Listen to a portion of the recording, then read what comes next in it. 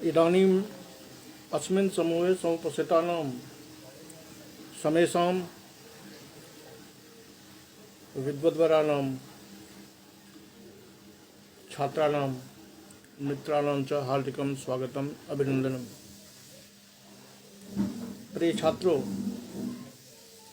सुखनासोपदेश का जो यह पाठ चल रहा है, इसमें किसी कारणवश कल पाठ स्थगित हो गया था, तो जहाँ पर वो स्थगित हुआ था वहीं से हम आज उसे पुनः आरंभ कर रहे हैं। परसों लक्ष्मी का वर्णन चल रहा था। उसमें लक्ष्मी के बहुत सारे गुण, लक्ष्मी की बहुत सारी प्रक्रियाएं, लक्ष्मी की बहुत सारी स्थितियां बताई गई थी। अब आगे भी महाकवि बाणभट्ट उस लक्ष्मी का ही विवेचन प्रस्तुत कर रहे हैं। जिसका विवेचन करते हैं बाणभट्ट, उसका सांगोपांग विवेचन करते हैं। कोई भी ऐसा पॉइंट, कोई भी ऐसा वस्तु वो छोड़ना नहीं चाहते। उनकी कलम जब किसी का वर्णन करती है तो ऐसा वर्णन कर देती है कि आगे वर्ण्य कुछ रह ही नहीं जाता। इसीलिए आप लोगों ने पढ़ा होगा कि बाणोच्छिष्टम जगत सर्वम, यह प्रसिद्ध है। अर्थात बाणेन उच्छिष्टम संपूर्णम जगत, कि बाण ने सारा चीज वर्णन कर ही दिया है। तो जब वो लक्ष्मी का वर्णन कर रहे हैं तो लक्ष्मी का सर्वविध वर्णन वो कर देंगे।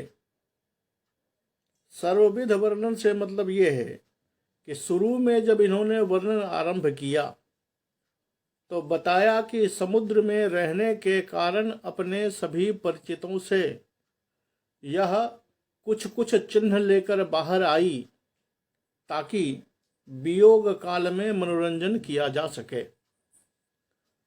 लेकिन वो सारी चीजें वही लेकर के आई जिसका कुप्रभाव आज हमें समाज में दिखाई दे रहा है। ये है बाणभट्ट का कवित्व कि वर्णन क्रम में वो कारण भी दिखाते हैं, काव्य धिया उत्प्रेक्षा और उपमा का चमत्कार भी दिखाते हैं, श्लेष का चमत्कार भी दिखाते हैं। लेकिन सहृदय सामाजिकों के समक्ष विषय वो उपस्थापित होता है जो वो करना चाहते हैं। तो चूंकि उन्हें यह बताना है कि इस लक्ष्मी में जो गुण आप देख रहे हैं वस्तुतः वो सारे गुण नहीं हैं, बल्कि इस समाज में सारे अवगुणों की जड़, सारे अवगुणों की खान यही लक्ष्मी है। तो क्रमशः बताते चले आ रहे हैं। अब ये पंक्ति शुरू करते हैं कि जब इन्होंने वर्णन आरंभ किया था तो कहा था कि तलवार के कमल वन में घूमने वाली यह मधुकरी है। अब बाणभट्ट के मन में प्रश्न यह उठता है कि कोई भी ये पूछ सकता है कि भाई जब आपने लक्ष्मी को भ्रमरी बनाया तो तलवार का कमल वन क्यों बनाया? कोई कमल वन बना देते। तो कहते हैं जी नहीं, राजाओं के युद्ध में ही लक्ष्मी एक दूसरे को प्राप्त होती है, इसलिए ऐसा इन्होंने कहा था कि उस तलवार के बल पर ही राजा लोग एक दूसरे राजा को हराते हैं और दूसरे की लक्ष्मी को अपने कोष के अधीनस्थ करते हैं। अब देखिए ये दूसरा कारण बताते हैं कि पारुष्यमिवोपशिक्षितुम असिधारासु निवसति, अर्थात यह लक्ष्मी असिधारासु खड्गधारासु निवसति, तलवार की धार पर इस लक्ष्मी का निवास होता है। अब आप समझिए कि तलवार की धार पर लक्ष्मी का निवास है, इससे कवि क्या कहना चाहते हैं? पहली बात तो इन्होंने आगे लगा दी है कि पारुष्यमिवोपशिक्षितुम, पारुष्यम परुषस्य कठोरस्य कुटिलतायाः भावः पारुष्यम, कठोरता को सीखने के लिए कि कठोरता कैसी चीज होती है, इति उपशिक्षितुम, इस कठोरता को सीखने के लिए ही यह लक्ष्मी तलवार की धार पर निवास करती है। इससे आप उपलक्षणत्वेन ये भी अर्थ ले सकते हैं या यही अर्थ ले सकते हैं कि तलवार की धार से मतलब हुआ कि जहां रोज लड़ाई होती है, क्योंकि अन्यथा तलवार तो जब घर पे रहती है तो वह तलवार म्यान में बंद रहती है, धार के दर्शन नहीं होते। लेकिन जब रण क्षेत्र में तलवार होती है तो वो खुली धार होती है और उस धारा पर टिकती है लक्ष्मी। तात्पर्य ये है कि लक्ष्मी का निवास वहीं है जहां शांति नहीं है, प्रतिपल कलह है। चूंकि इनको कठोरता सीखनी है, लक्ष्मी जिनके पास में होती है उसकी चित्तवृत्ति स्वयं में गर्भाभिमान के कारण मृदुलता को छोड़कर कठोरता का आश्रय ले लेती है।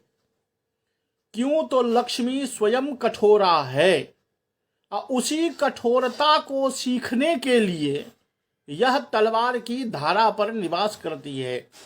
क्योंकि आप जानते हैं कि संगति संगत से गुण होत है, संगत से गुण जात।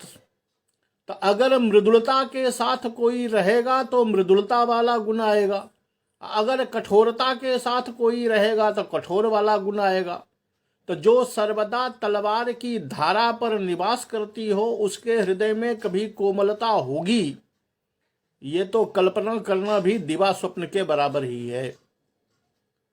इसलिए आचार्य बाणभट्ट लिखते हैं कि वो पारुष्यमिव उपशिक्षितुम, पारुष्य को सीखने के लिए, कठोरता को सीखने के लिए ही वह तलवार पर निवास करती है। तात्पर्य लक्ष्मी जहां भी रहती है स्वयं तो कठोरा है ही, क्योंकि वह तलवार के साथ में रह करके कठोरता को सीख चुकी है। तो जो स्वयं कठोरता सीख के आई है तो निश्चित रूप से वो जहां रहती है अगल बगल वाले लोगों को भी वह कठोरता ही सिखाएगी, लोगों को कठोर ही बनाएगी। तो जिसके पास में लक्ष्मी है उसके पास में कठोरता ही मिलेगी, आपको मृदुलता नहीं मिलेगी, जो आप स्वयं अनुभव भी कर सकते हैं और अगल बगल समाज को देख करके भी अनुभव कर सकते हैं। इसका और स्पष्ट व्याख्यान ये कठोरता जो बता रहे हैं, इस कठोरता का और स्पष्ट व्याख्यान ये आगे चल के जूं आगे बढ़ते जाएंगे वैसे वैसे इसको और व्याख्यात करते चलेंगे। दूसरा, हम आप सभी जानते हैं कि लक्ष्मी जो है वो भगवान विष्णु की पत्नी है। भगवान विष्णु की जब पत्नी है तो जो भगवान विष्णु इस संपूर्ण जगत के परिपालक हैं, जगत के रक्षक हैं, उस रक्षक के चरणों में बैठकर दिन रात उनकी सेवा करने वाली यह लक्ष्मी, भला जगत का परिपालन करने के लिए नहीं, बल्कि जगत के लोगों को कुमार्ग पर ले जाने का प्रयास करती है या कुमार्ग पर ले जाती है, ये कैसे हो जाता है? ये तर्क के आधार पर थोड़ा जचता नहीं है। क्योंकि आप कहेंगे वो तो भगवान विष्णु की पत्नी है और विष्णु जगत त्रय पालक हैं, ब्रह्मा सर्जक हैं, विष्णु पालक हैं और भगवान शंकर विनाशक हैं। तो जो जगत पालक के चरण कमल में दिन रात बैठी रहती है, तो उसमें भगवान विष्णु का जगत पालकत्व रूपी जो गुण है, वो गुण तो आना चाहिए था। अब वो गुण आना चाहिए था तो फिर लोगों को सन्मार्ग पर ले जाने वाला गुण लक्ष्मी में होना चाहिए था। लेकिन जब हम समाज को देखते हैं, जब लक्ष्मी की दशा का हम अवलोकन करते हैं व्यवहार में, तो देखते हैं कि ऐसा नहीं है। तो फिर यहां उल्टा गुण कैसे हो जाता है? जगन नियंता जगत परिपालक के चरणों में रहती है और जगत को कुमार्ग पर ले जाने वाला उसमें गुण आ गया है, ये विरोध कैसे आ गया? तो उसके लिए कहते हैं कि देखिए, केवल गुरु के चरणों में आप बैठ जाएं जाके, कि अच्छे गुरु हैं उनके विद्यालय में जाके नाम लिखा लीजिए, उनके सामने में बैठ जाइए, इससे आपको उनके सद्गुण नहीं आ जाएंगे।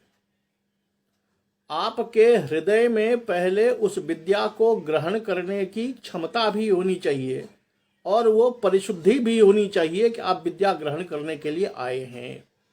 लेकिन अगर कोई दुष्ट पहले से ही दुष्टता लेकर के उनके चरणों में बैठ जाए कि मुझे इनका पॉकेट मार के जाना है, तो गुरु कितना भी अच्छा उपदेश देते रहें, क्या उस शिष्य के हृदय में वो अच्छाई उतरेगी? जी नहीं। क्यों? तो उसका चित्त तो सर्वदा ये सोच रहा है कि मौका देख रहा है कि गुरुजी की पॉकेट कैसे मारनी है। तो जो ऐसे पूर्वाग्रह ग्रस्त होकर के उपस्थित है, वो संगति में रह करके भी अच्छाई नहीं सीख सकता, बल्कि उससे दुर्गुण ही सीखता है। इसी बात को बाणभट्ट स्पष्ट कर रहे हैं। विश्वरूपत्वमिव गृहीतुम आश्रिता नारायण मूर्तिम। अब देखिए, भगवान विष्णु में दोनों गुण हैं, जगत पालकत्व भी है, विश्वरूपत्व भी है। विश्वरूपत्व से मतलब विविध रूपत्व। तो यह जो लक्ष्मी भगवान विष्णु के पास में रह रही है, भगवान विष्णु की पत्नी होने के नाते जो इनसे सीखना चाहिए, वो जगत रक्षकत्व, लोक कल्याण की भावना सीखने के लिए यह वहां नहीं गई है, बल्कि यह पूर्वाग्रह ग्रस्त होकर के भगवान विष्णु के पास इसलिए गई है कि विश्वरूपत्वम उपशिक्षितुम, विश्वरूपत्व गृहीतुम। ये विश्वरूपत्व की जो कला है कि एक ही भगवान विष्णु जो क्षीर सागर में सोए हुए हैं, वही कभी सूकर रूप में, कभी बाराह रूप में, कभी वामन रूप में, कभी और रूप में, कभी और रूप में, कभी पक्षी रूप में जो परिणत हो जाते हैं। दुनिया के जितने भी तत्व हैं सभी रूपों में वही हैं। विश्वरूप अगर आप देखें तो दुनिया के तमाम जितने भी रूप हैं उन रूपों में भगवान विष्णु ही हैं। तो एक ही भगवान विष्णु तमाम रूपों में उपस्थित हैं, तो उनमें विविध प्रकार के रूप ग्रहण करने की क्षमता है। इस क्षमता को सीखने के लिए, इसी क्षमता को सीखने के लिए कि कैसे मैं भी विश्वरूपत्व स्वीकार करूं, विश्व के सभी रूपों में मैं अपने को कैसे ढाल सकूं, यानी बहुरूपिया कैसे बन सकूं, ये सीखने के लिए ही वह लक्ष्मी भगवान विष्णु के चरणों की सेवा करती है।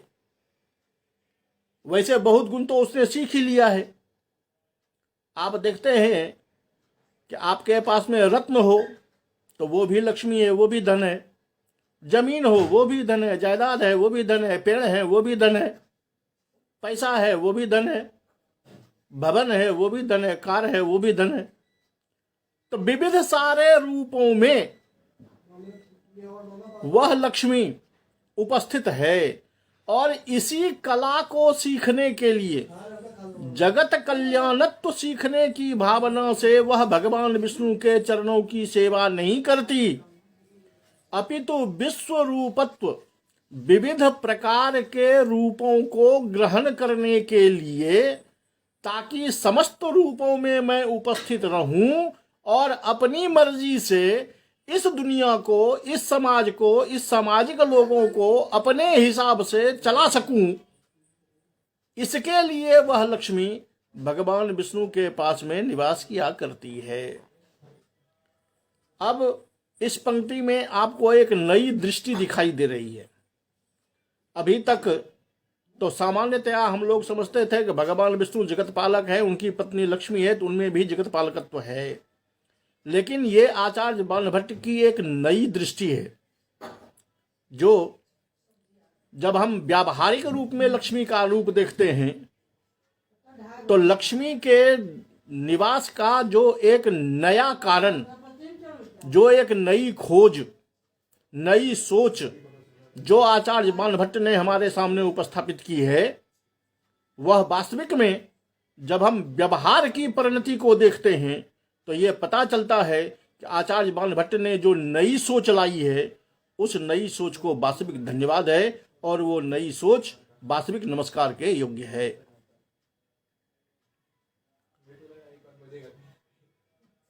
आगे कहते हैं कि यह लक्ष्मी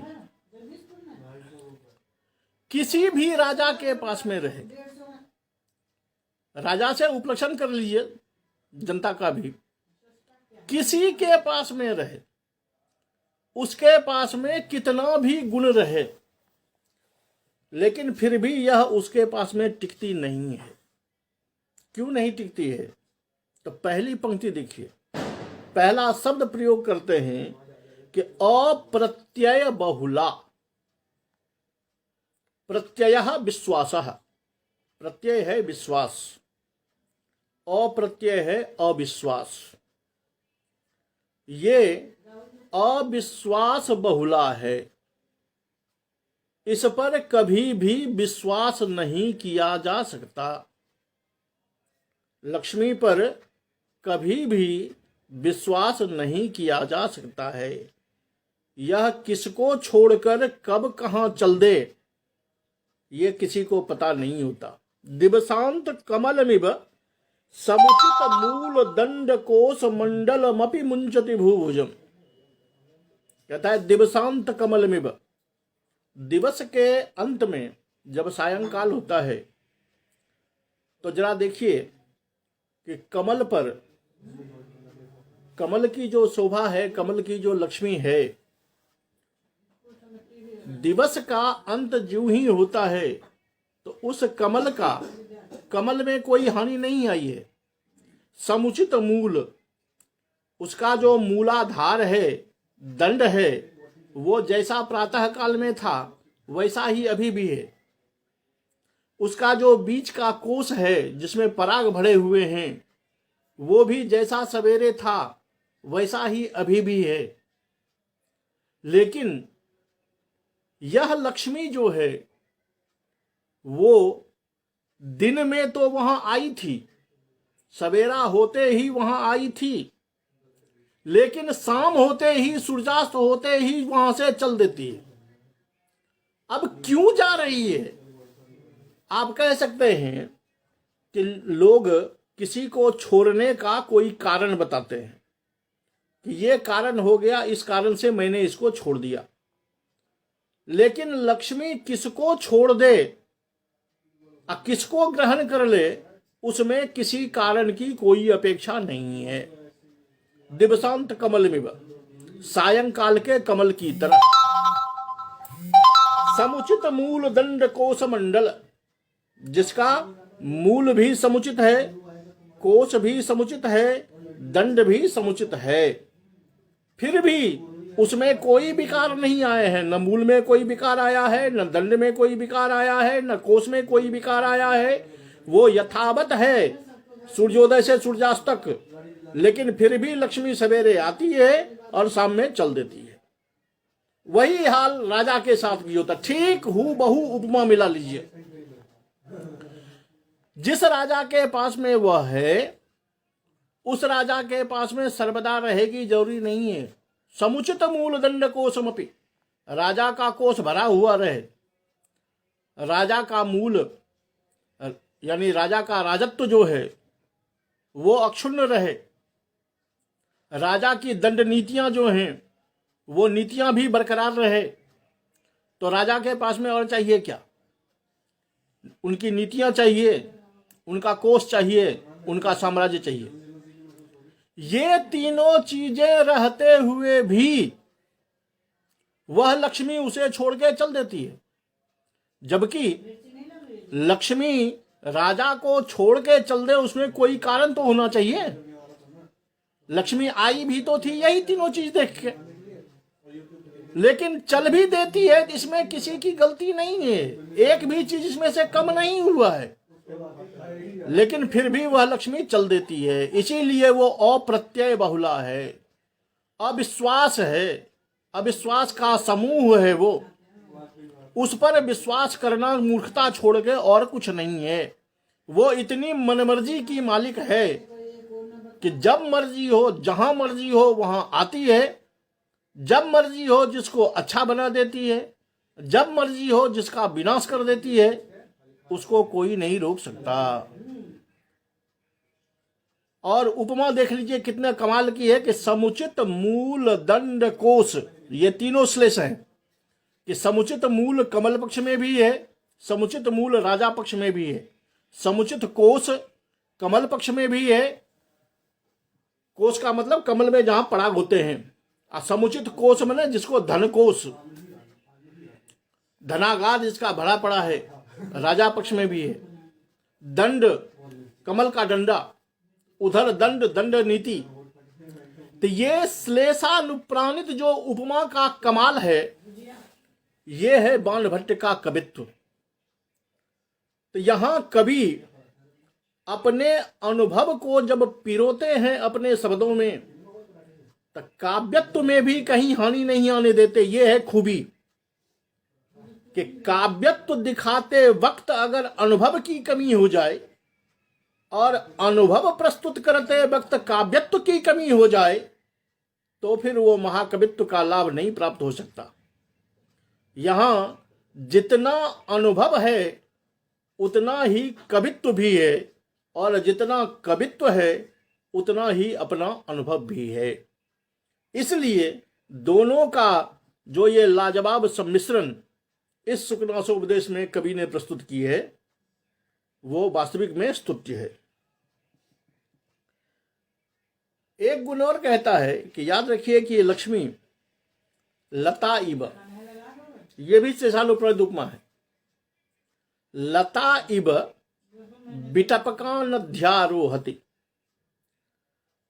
आप जानते हैं कि विनाश्रया न तिष्ठन्ति पंडिता बनिता लता, कि लताएं जो जंगल में होती हैं वो वृक्ष का सहारा लेकर के ही ऊपर बढ़ती है। अगर वृक्ष का आश्रय न हो तो लता ऊपर नहीं बढ़ती, लता जीवित नहीं रह सकती। वही हाल कवियों का भी है, वही हाल पंडितों का भी है। अब देखिए कि बिटप शब्द जो यहां प्रयोग किया इन्होंने, ये कितना कमाल का प्रयोग किया है। क्या श्लेष और उपमा लगाई है कि लता इव लतावत बिटपकान अध्यारोहति, अर्थात लता जथा बिटपकान अधि आरोहति। बिटपकान अर्थात बिटपः पादपः। बिटप शब्द जो है वो पादप का वाचक है, वृक्ष का वाचक है। अस्वार्थे क प्रत्यय लगा करके बिटप एव बिटपकः, तो बिटपकान अध्यारोहति। जैसे लता पेड़ का आश्रय लेकर बढ़ती है, उसी तरह यह लक्ष्मी भी बढ़ती है। तो कहेंगे क्या लक्ष्मी भी पेड़ पे चढ़ती है? लक्ष्मी भी लता की तरह पेड़ का आश्रय लेके चलती है? तो कहते हैं जी नहीं। अब यहां बिटपक का दूसरा अर्थ लेना पड़ेगा। बिटम पालयती इति बिटपः। अब बिटप एव बिटपका है, ये तो पहले कह दिया गया है।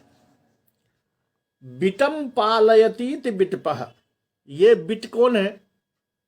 ये बिट है धूर्त।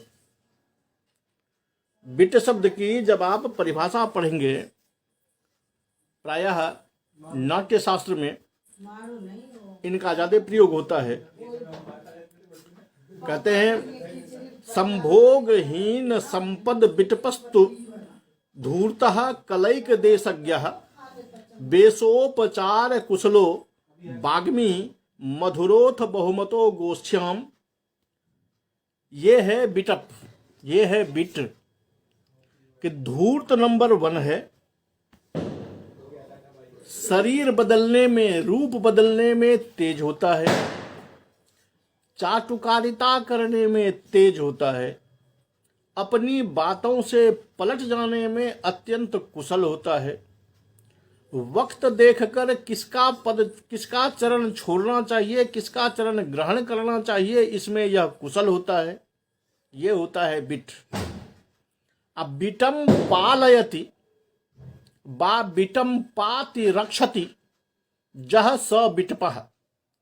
ऐसे बिटों को, ऐसे धूर्तों को जो पालन करता है या ऐसे धूर्तों की जो रक्षा करता है, वो हुआ बिटप, अर्थात इन धूर्तों का अधिराज। तो ये लक्ष्मी जो है वो इन धूर्ताधिराजों का आश्रय लेकर के ही आगे बढ़ती है। जब तक लता को वृक्ष का आश्रय न मिले, तब तक यह लता आगे की ओर नहीं बढ़ती, अपने जीवन को संवारती नहीं। उसी तरह ये लक्ष्मी जब तक इसको बिट का और बिट के अधिपों का, यानी धूर्त का, धूर्ताधिराजों का जब तक सहयोग न मिले, तब तक यह अपने लास्य का विस्तार नहीं करती है। कुल मिलाकर सारांश का बाणभट्ट ये कहना चाहते हैं कि यह लक्ष्मी सर्वदा हर हाल में बेईमानों का आश्रय लेकर के ही आगे बढ़ती है, सज्जनों के पास में यह नहीं रहती। तो यहाँ लतेब बिटपकान ध्यारोहति, इसमें जो श्लेषानुप्राणित उपमा का कवि ने प्रयोग किया है, ये आप देख लीजिए कि बिटप शब्द का कितना बढ़िया श्लेष इन्होंने लता के पक्ष में भी लगा दिया और बिटम पालयति बा बिटम पाति, इस अर्थ में बिटप का अर्थ भी लगा दिया।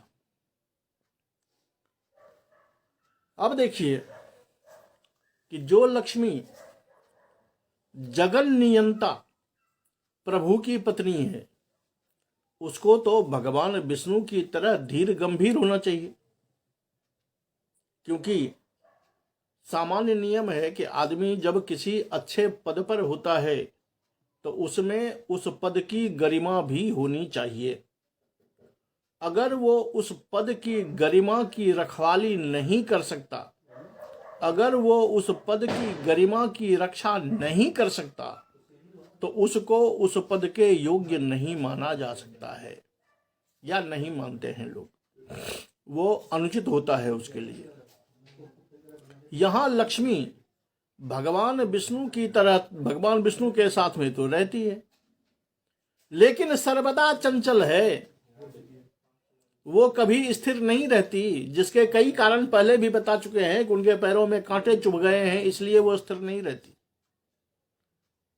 तो उतना बड़ा पद पाकर, जगन नियंता की अर्धांगिनी का पद पाकर भी यह इतनी चंचल है, तो स्वभावतः है विपरीत गुण है। अब देखिए कि पहले जो इन्होंने कहा था कि वो इसलिए गई है कि विश्वरूपत्व सीखना है, उसको जगन नियंत्रित्व नहीं सीखना है, विश्वरूपत्व सीखना है, इसलिए वो वहां उपस्थित है। चलिए आगे की पंक्ति देखिए कि गंगेव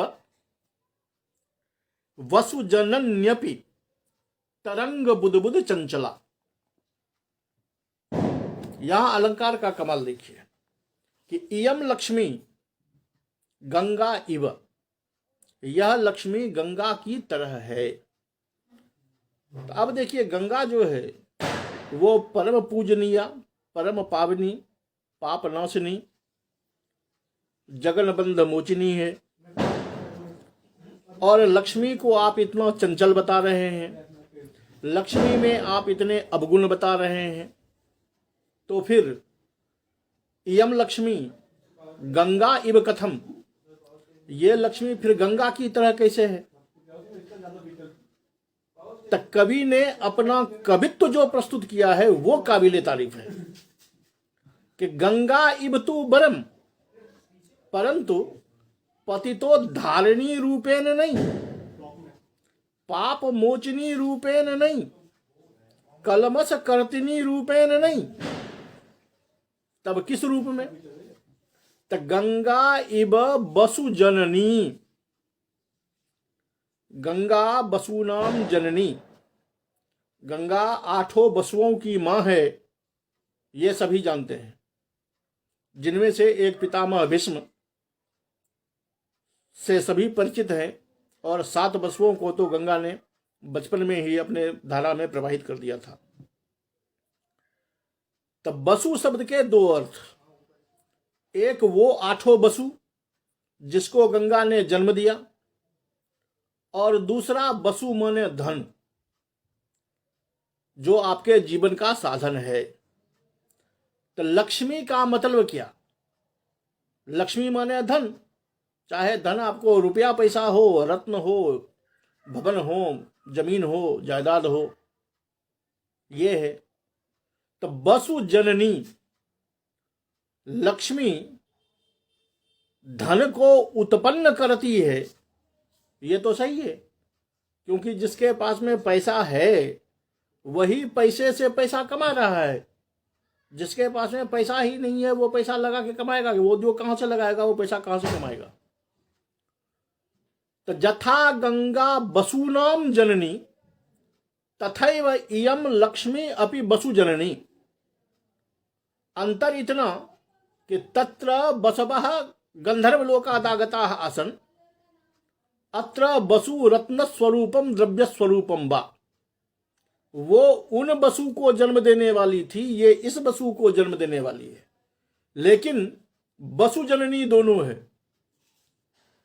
और गौर कीजिए कि 8 बसुओं की मां होकर के भी पितामह भीष्म जैसे दृढ़ प्रतिज्ञ, अपने वचनों पर स्थिर, शास्त्र मर्मज्ञ, शस्त्र धुरंधर, सुप्रतिष्ठित भीष्म की मां होकर के भी गंगा कभी स्थिर नहीं है।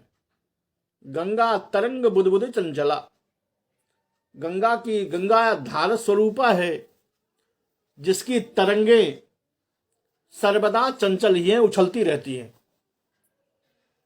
अब देख लीजिए कि पितामह भीष्म जैसे धीर गंभीर को उत्पन्न करने वाली तो है, लेकिन फिर भी स्वयं गंगा धीर गंभीरा नहीं है। स्वयं तरंग बुदबुद, स्वयं तरंगों के रूप में, फेन की बूंदों के रूप में अत्यंत चंचला है। तो जैसे यह गंगा बसु जननी होकर के भी तरंग बुदबुद चंचला है, उसी तरह लक्ष्मी भी बसु जननी भी है, लेकिन तरंग बुदबुद चंचला। जैसे गंगा की तरंगे अत्यंत चंचल हैं, वैसे ही यह लक्ष्मी भी अत्यंत चंचल है। लक्ष्मी कभी स्थिर रहेगी ये कल्पना करना भी बेकार है। गंगा के तरंग जैसे स्थिर नहीं रह सकते, उसी तरह लक्ष्मी भी, धन भी कभी स्थिर नहीं रह सकता। यह है श्लेषानुप्राणित उपमा का कमाल, कि गंगा की तरह भी बता दिया और तरंग बुदबुद चंचला भी बता दिया। अब आप गंगा से ऐसा अर्थ मत ले लीजिएगा गंगा की तरह परम पावनी, पतित पावनी, संकटोद्धारिणी, कर्म समोचिनी, ऐसा नहीं है लक्ष्मी।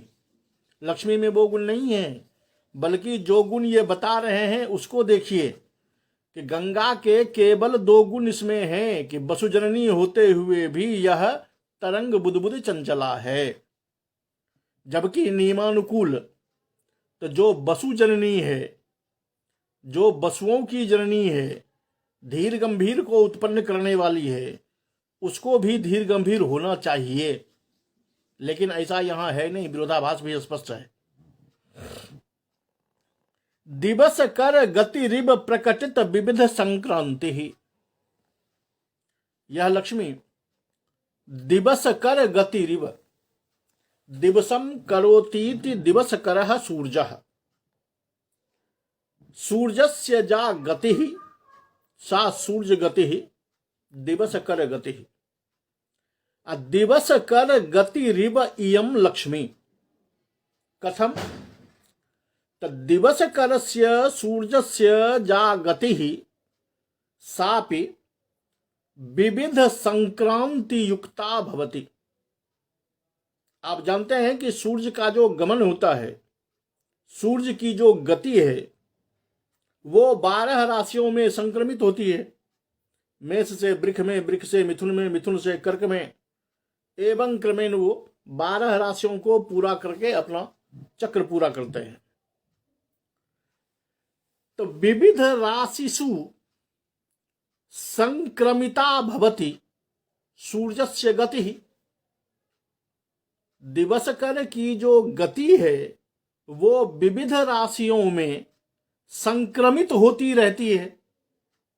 लक्ष्मी भी उसी तरह है कि वो भी विविध लोगों में संक्रमित होती रहती है।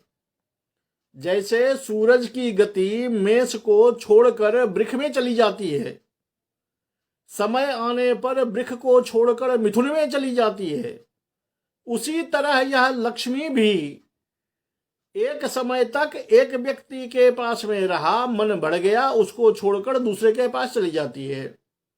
फिर वहां अपना मन बहलाया, वहां मन नहीं लगा, उसको छोड़कर तीसरे के पास में चली गई।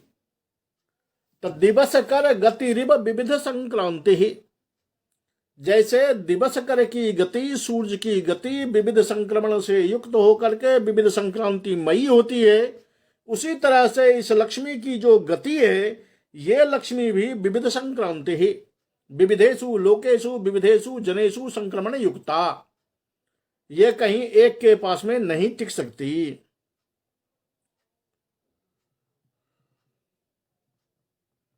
आगे देते हैं कि पाताल तमो बहुला, पाताल गुहेब तमो बहुला। यह पाताल की गुफा की तरह तमो बहुल है। तमः अंधकारम, पाताल की गुफा की तरह। जैसे पाताल की गुफा हो, उस पाताल की गुफा में सूरज की रोशनी का प्रवेश नहीं होने के कारण जो वहां पर घना अंधेरा छाया हुआ है, तो जथा पातालस्य गुफा तमो बहुला भवति। जैसे पाताल की गुफा जो है वो अंधकार बहुल होती है, अंधकार से भरी हुई होती है, वैसे ही यह लक्ष्मी भी अंधकार से भरी हुई है। यह उपमा है, या इसको उत्प्रेक्षा भी आप कह सकते हैं। इसलिए कह सकते हैं उपमा, इसलिए कह सकते हैं कि उपमा में जो यहाँ पाताल गुहा दिया गया है, तो ये हमारे पुराणों के आधार पर प्रसिद्ध है कि पाताल की गुहा जो है वो तमोबहुल है। तो उपमान के सिद्ध हो जाने के कारण इसको हम उपमा अलंकार मान सकते हैं। और अगर उपमान को असिद्ध माने तो फिर यह उपमा न होकर के उत्प्रेक्षा हो जाएगी कि यह लक्ष्मी उसी तरह अंधकार से बहुल है या अंधकार से भरी हुई है, मानो जैसे पाताल की गुफा हो। अंधकार से भरी हुई का यहां तात्पर्य क्या है? जो इन्होंने पहले भी अप्रत्यय बहुला करके कहा है कि लक्ष्मी जहां रहती है वहां केवल अज्ञान का, मद का, दंभ का, कपट का, छल का, छद्म का ही प्रचार किया करती है। तो ये सारे अंधेरे के ही उपलक्षण हैं, अंधेरे को ही ये बताते हैं, अज्ञानता को ही बताते हैं। तो लक्ष्मी जहां रहती है वहां हर हाल में तमो बहुल की ही स्थिति होती है। अंधकार का, अज्ञान का, ईर्ष्या का, द्वेष का, छल का, दंभ का, कपट का, बेईमानी का वहां बहुलता होती है। और किसी पाताल की गुफा में अगर आदमी चला जाए तो वहां भी तमह, वहां जो अंधकार होगा वो अंधकार प्रकाशाभावात, वहां सूर्य के प्रकाश का अभाव रूपी जो अंधकार है वो मिलेगा पाताल गुफा में। और जहां लक्ष्मी होगी वहां सूर्य प्रकाशाभाव का अंधकार नहीं होगा, बल्कि वहां अज्ञान, ईर्ष्या, छल, कपट, दंभ का अहंकार का अंधकार होगा। तो अब तमह पद को सृष्ट करके दोनों तरफ में अर्थ लगाएं तो यह श्लेषानुप्राणित उपमा का काम कर देगा। दूसरी बात, आप इससे अगर ध्वनि की दुनिया में आगे बढ़ेंगे तो फिर वो अलंकार से हटकर ध्वनि पर चला जाएगा, जिसका विवेचन आप ध्वन्यालोक के आधार पर या का प्रकाश के आधार पर कर सकते हैं। लेकिन चूंकि हम यहाँ सुकनासोपदेश पढ़ रहे हैं, इसलिए सुकनासोपदेश की सरसता को बनाए रखने के लिए ज्यादा उधर हम नहीं जा रहे। सामान्य अलंकार का स्थिति देख करके ही उसको चमत्कृत करके आप देखें, सीधा समझ लें कि जैसे वो अंधकार है, किसी गुफा में आप गिर जाएं, 100 मीटर 200 मीटर लंबी गुफा में अगर आदमी गिर जाए तो जैसे वहां अंधकार ही अंधकार मिलेगा, उसी तरह अगर लक्ष्मी आपके पास में आ गई तो वो लक्ष्मी के चक्कर में या लक्ष्मी से घिरा हुआ आदमी सर्वदा ऐसे अंधकार में ही रहता है। हिडिंबेब भीम साहसैक हार्ज हृदया। अब गौर कीजिए कि हिडिंबा इव, यह लक्ष्मी हिडिंबा की तरह है। कैसे? आप जानते हैं कि हिडिंबा जो है वो मध्यम पांडव भीम की पत्नी है। तो लक्ष्मी को इन्होंने हिडिंबा क्यों बनाया या हिडिंबा से उपमा क्यों दी? तो कहते हैं कि भीम साहसैक हार्ज हृदया। भीम ऐसा व्यक्ति ही, भीम ऐसा साहसी, भीम ऐसा बलवान व्यक्ति ही हिडिंबा के हृदय का हरण कर सका। अन्यथा हिडिंबा राक्षसी होने के कारण सारे पुरुषों को मारकर खा जाया करती थी।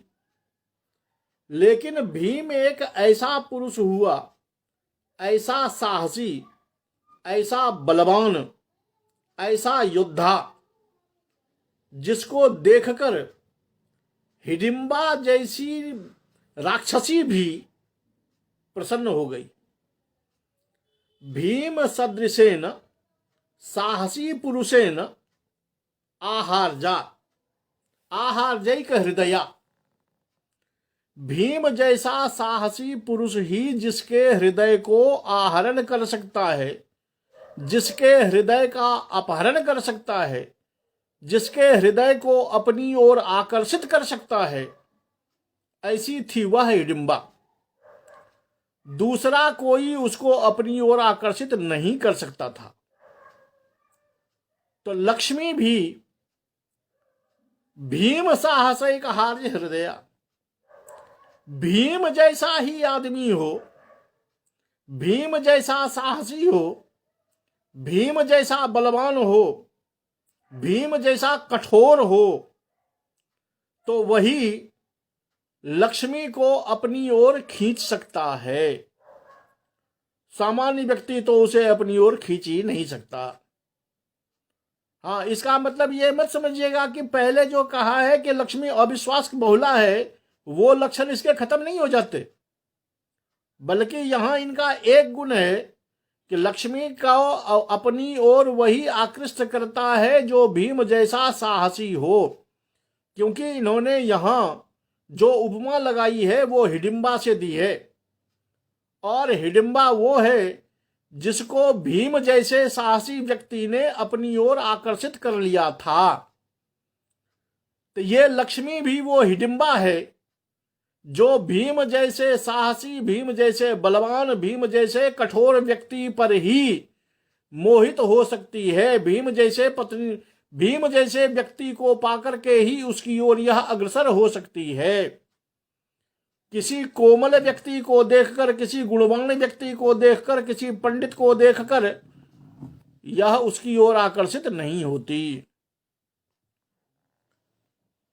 लक्ष्मी जब आती है तो स्वाभाविक है कि लक्ष्मी को कौन नहीं चाहता, चाहते तो सभी हैं, क्योंकि सबकी तमन्ना यह होती है कि लक्ष्मी आएगी तो हमें ये सुख मिलेगा, ये सुख मिलेगा, ये सुख मिलेगा। तमन्ना सबकी होती है, लेकिन उसकी जो इस लक्ष्मी को वस्तुतः जानता नहीं है, और इसीलिए ये सुखनासोपदेश सबको पठनीय है कि देखिए, लक्ष्मी आती है तो प्रकाश लेके तो आती है, इसमें कोई दो मत नहीं है। वो आएगी तो चाकचिक्य लेकर के तो आएगी, आपके जीवन को रंग बिरंगा तो वो बना देगी, खुशियों से वो भर तो देगी तत्क्षण। आप मुग्ध तो हो जाएंगे कि बड़ा कमाल की लक्ष्मी है, और इसीलिए हम इसकी पूजा करते हैं, इसीलिए इसको हम बुलाने का प्रयास करते हैं। लेकिन यह लक्ष्मी का जो प्रकाश है, लक्ष्मी का जो सुख आपको दिखाई दे रहा है, लक्ष्मी की जो चमक, लक्ष्मी की जो खनक आपको दिखाई दे रही है, वो अचिरद्युतिकारिणी, नो चिरम अचिरम, ये चिरकाल तक प्रकाश करने वाली नहीं होती, ये चिरकाल तक आपका साथ नहीं दे सकती। ये आध्यात्मिक ज्ञान नहीं है, सरस्वती नहीं है जो आपको चिरकाल तक सुख देती रहेगी, बल्कि इयम प्रावृट इव, प्रावृट अर्थात वर्षा काल। जैसे वर्षा काल में जब आकाश में मेघ लगे हुए होते हैं, चारों ओर दुर्दिन छाया हुआ होता है, उस समय सभी चाहते हैं कि प्रकाश आए, ये अंधेरा छटे, उसके लिए सभी प्रयासरत रहते हैं। लेकिन उस वर्षा काल में जब बिजली चमकती है, तो बिजली की जो चमक है वह अंधकार को तत्क्षण दूर तो कर देती है, लेकिन उस विद्युत का जो प्रकाश है वह प्रकाश चिरस्थायी नहीं है, चिरद्युतिकारिणी नहीं होती, चिरकाल तक के लिए वह विद्युत प्रकाश करने वाली नहीं होती है। वो एक क्षण के लिए आती है और पुनः अंधकार ही अंधकार होता है। तो यथा प्रावृत काले विद्युत छटा अचिरद्युतिकारिणी भवति, तथैव इयं लक्ष्मी अपि जीवने अचिरद्युतिकारिणी, आपके जीवन में यह क्षण भर के लिए प्रकाश करने वाली होती है। इसीलिए शुरू से हम कह रहे हैं कि इस लक्ष्मी को चाहते तो सब कोई हैं, लेकिन ये लक्ष्मी आपको चिरकाल तक सुख नहीं दे सकती। ये सुख तो देगी जरूर। जब कोई अंधकार में रहता है तो वो चाहता है कि भगवान किसी तरह प्रकाश हो जाए, लेकिन इस लक्ष्मी का जो प्रकाश है वो वर्षा के दिनों में बिजली का प्रकाश है, जो क्षण भर के लिए आती है और समाप्त हो जाती है। तो विद्युत के साथ जो इसकी उपमा दी गई है, तो विद्युत चूंकि आपके दृष्टिगोचर है, आपने बिजली की चमक देखी है, तो आपको यह पता है कि बिजली की चमक कितनी देर टिकने वाली होती है। उसी हिसाब से आप जीवन में लक्ष्मी को लगा लीजिए कि लक्ष्मी भी उतने देर ही प्रकाश करने वाली होती है। कहते हैं जब इसमें इतना सब कुछ है तो फिर भी लक्ष्मी को देखते ही सारे आदमी दिग्भ्रांत क्यों हो जाते हैं भाई? सभी उसी के पीछे क्यों भागने लगते हैं? कोई आके आपको कह देता है कि ये काम कर लो, इतने लाख करोड़ मिल जाएंगे, सारा आदमी उसके पीछे भागने लगता है। अभी आप जो शहरों में रहने वाले हैं वो जानते हैं कि धोखेबाजों का धंधा यहां खूब चलता है। किट्टी पार्टी घोटाला यहां बहुत होता है, लेकिन जब घोटाला हो जाता है तब चिल्लाते सब हैं। पुलिस के पास सभी जाते हैं, न्यायालय के पास सभी जाते हैं, लेकिन कभी किसी ने यह नहीं सोचा आखिर यह घोटाला हुआ क्यों भाई?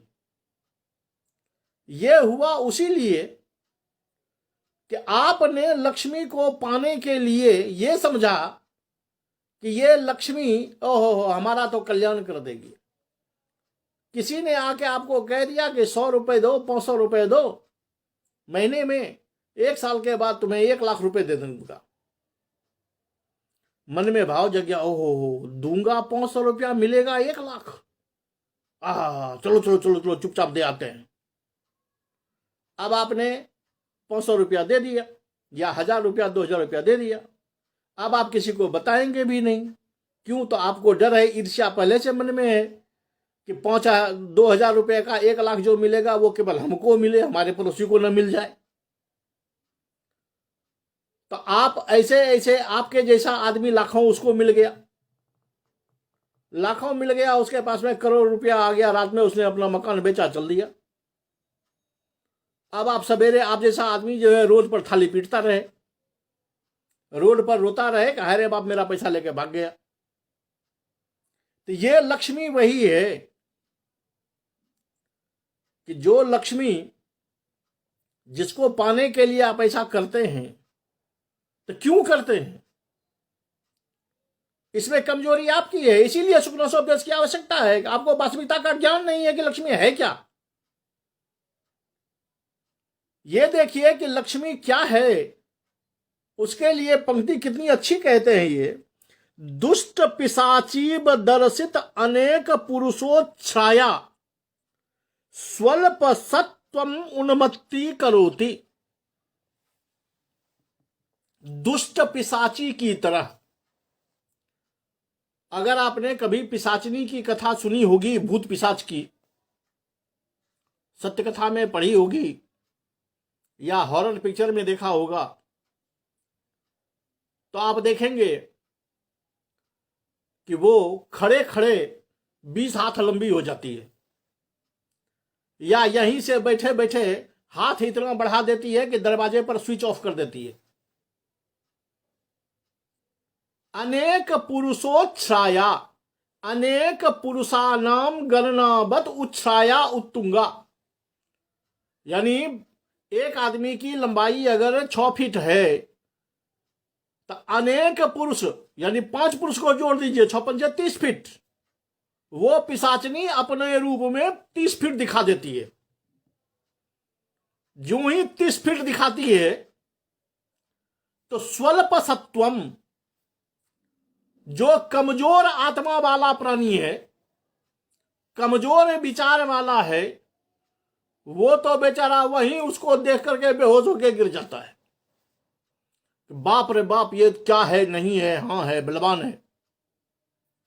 लेकिन जो दृढ़ आत्मा वाला होता है, दृढ़ तपस्वी है, योगी है, उसके आगे वो कितना भी ऊंचाई, कितना भी हाथ लंबा चौड़ा दिखा ले, उस दृढ़ आत्मा के मन पर कोई प्रभाव नहीं पड़ता।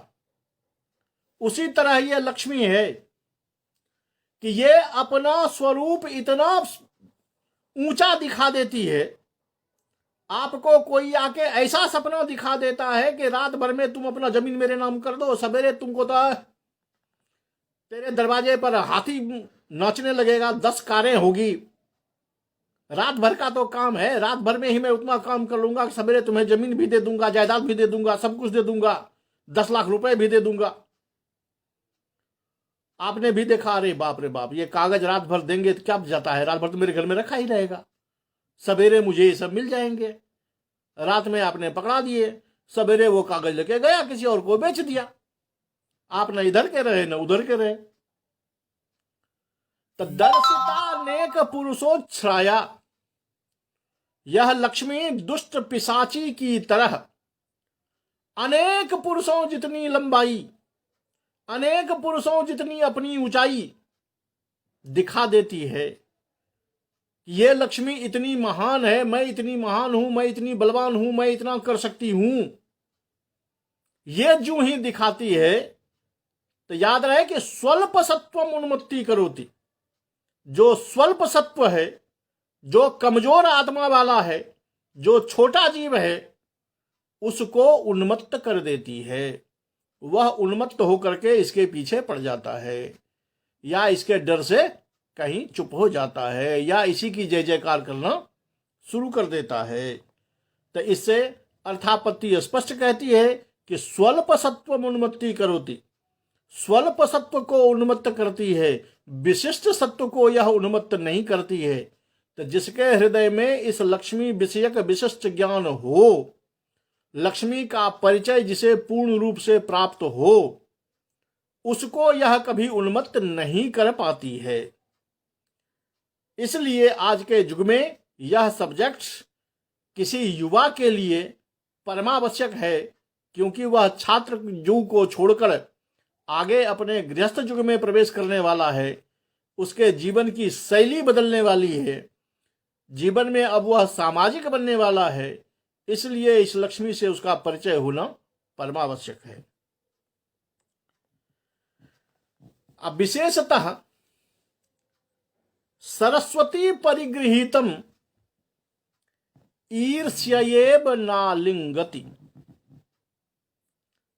सरस्वती परिगृहीतम, सरस्वत्या वाण्या परिगृहीतो जो जनः स सरस्वती परिगृहीत जनः अत्तम जनम ईर्ष्यया इव नालिंगति। खास करके जो व्यक्ति सरस्वती से परिगृहित हो, जिसको भगवती सरस्वती ने ग्रहण कर लिया हो, भगवती सरस्वती के चरणों की कृपा जिस पर हो गई हो, जो विद्वान हो, शास्त्रज्ञ हो, जाथा तथ्य तत्वज्ञ हो, उस व्यक्ति को तो यह, उस व्यक्ति का आलिंगन तो यह लक्ष्मी कदापि नहीं करती है। क्यों? तो ईर्ष्याइव, ईर्ष्येव, ईर्ष्या के कारण, क्योंकि ये ईर्ष्या बताती है। ईर्ष्या को कहते हैं नारी सुलभ नागिन, कि एक पुरुष के मन में दूसरे पुरुष को देखकर उतनी ईर्ष्या नहीं होती जितनी ईर्ष्या एक महिला को दूसरी महिला के गुणों को देखकर होता है। एक महिला के सामने अगर दूसरी महिला के गुणों का व्याख्यान कर दिया जाए तो ये ईर्ष्या आपको जीवंत रूप में वहीं दिखाई दे देगी। तो चूंकि अयम जनः सरस्वत्या आलिंगितः, इसका आलिंगन सरस्वती ने किया हुआ है, यह व्यक्ति सरस्वती के बाहों में आबद्ध है, इस ईर्ष्या के कारण कि इसने सरस्वती का आलिंगन क्यों किया, इसलिए वह कभी भी, वह अर्थात लक्ष्मी, वह लक्ष्मी कभी भी उसका आलिंगन नहीं करता। तो स्पष्ट रूप से बाण भट्ट कह रहे हैं कि जो सरस्वती के द्वारा आलिंगित व्यक्ति है, जो विद्वान है, जो पंडित है, उन पंडितों के शरण में या उन पंडितों की ओर यह लक्ष्मी कभी नहीं देखती है। लक्ष्मी कभी भी पंडितों के पास में नहीं जाती। तो स्वाभाविक है कि पहले तो इन्होंने कह ही दिया था कि विटपकान अध्यारोहति, ये धूर्ताधिराजों के साथ में होती है। तो स्वाभाविक है कि जो धूर्ताधिराजों के साथ में होती है वो भला पंडितों के साथ में क्यों जाएगी, कोई प्रश्न ही नहीं उठता। इसीलिए ये कहते हैं कि चूंकि सरस्वती से वो गृहीत है, इसलिए यह ईर्ष्यावश उसका आलिंगन नहीं करती है।